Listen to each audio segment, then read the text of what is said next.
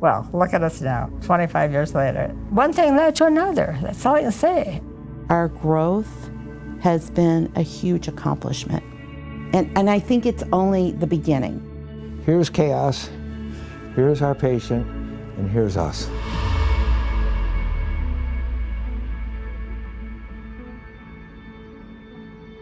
Our founders, Walt and Loie Reiner, started Project Neighbors in 1969.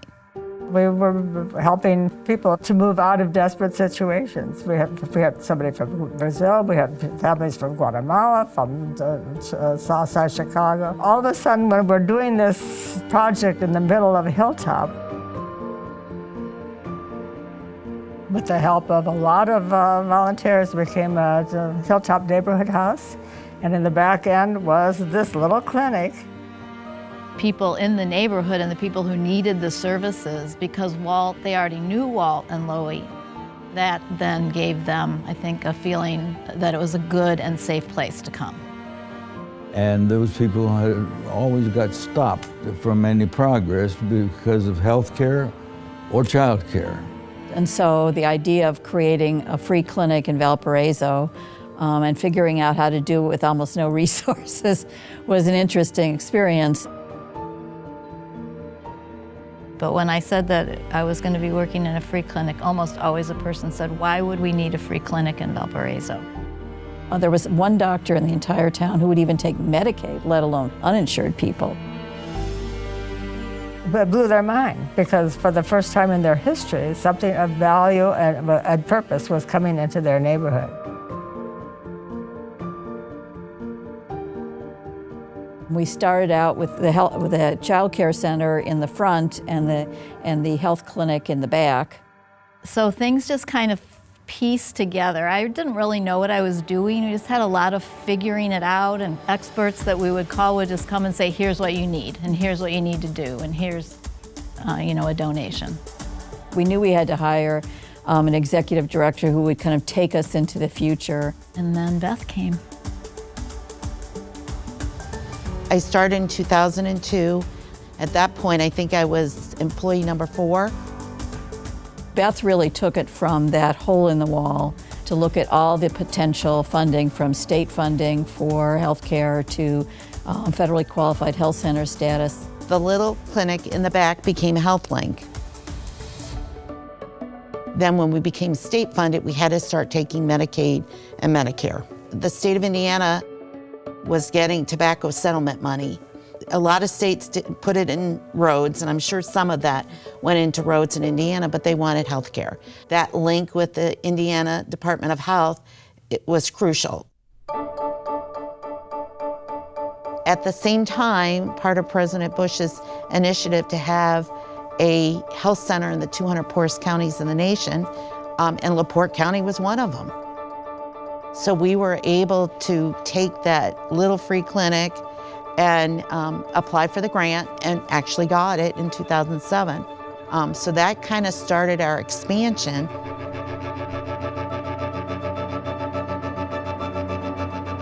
It took 3 years from the time we became a lookalike to we became a full FQHC. The federal government has money to put clinics in underserved areas, and you had to do comprehensive care.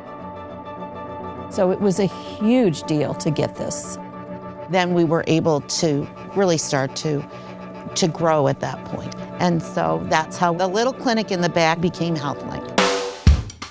It started in Valparaiso, and now we have over a dozen clinics across northern Indiana. We serve tens of thousands of patients a year. We have so many patients that are surprised by the amount of services we offer here at HealthLinc and the wide variety of them. Medical, dental, we have behavioral health, podiatry, clinical pharmacy, chiropractic services, same-day appointments, midwifery, community health workers, pediatrics, optical, medical, legal partnerships, psychiatric services, obstetrics, paramedicine, addictions treatment, minor surgical, telemedicine, psychiatry care, food, shelter, transportation. So the idea behind our clinic is for patients to be able to come here and get everything that they need in regards to their health care in one place under one roof. So it was a great success of collaboration. So when I talk with all my colleagues and other offices, other medical settings are really jealous of all the things that we have.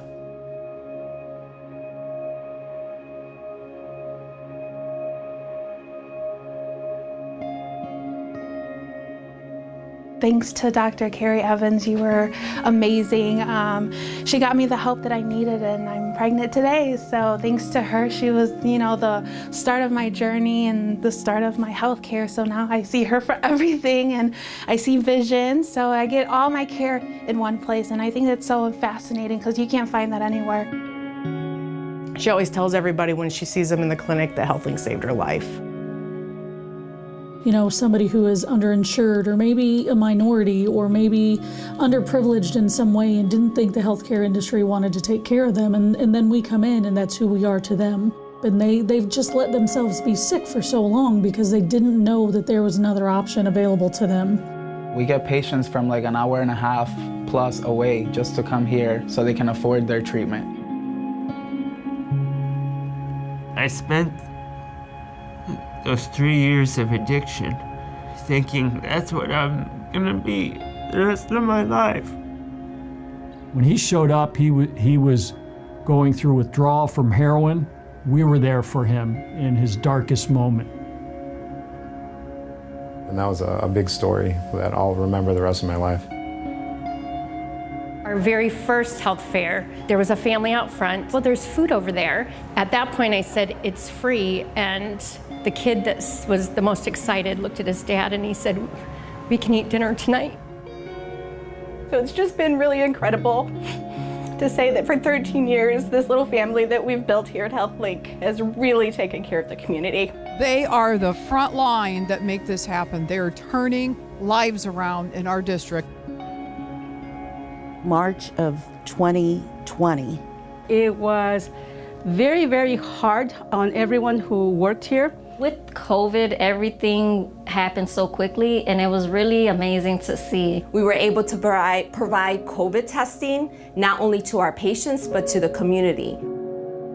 It turned out to be 995 vaccines that we did that day. COVID has brought us even more recognition. We have had patients tell us that they are transferring here, and a lot of them have transferred here. People who would never have walked through our doors, walk through our doors. But I tell you, when we started having offices get flowers, when we started having people crying because they were able to finally get a vaccine, when we started to show our peers in what we do, the state and our different health center communities, what we could do, that was a good day. Yes, we started for those underserved, but I think with healthcare now, everybody's underserved. I think we need to be trendsetters, which we often are. For many, many years, the model of healthcare in America has been stagnant. Our model of care will be the model. We cannot continue the costs of healthcare the way they are today. There's some pockets that what our patient needs, the medical community has not been built to serve that. And so we build that and we respond to it, which makes us, again, very unique. There's a lot of patients that are just so thankful for having this clinic. And they tell me that they wouldn't get treatment otherwise had this not been here. The thing I'm most proud of is being part of a team, a very cohesive team that worked together to make each day successful for the patients and successful for the mission and vision that we have here at HealthLink. We create healthy communities. And I think it's only the beginning.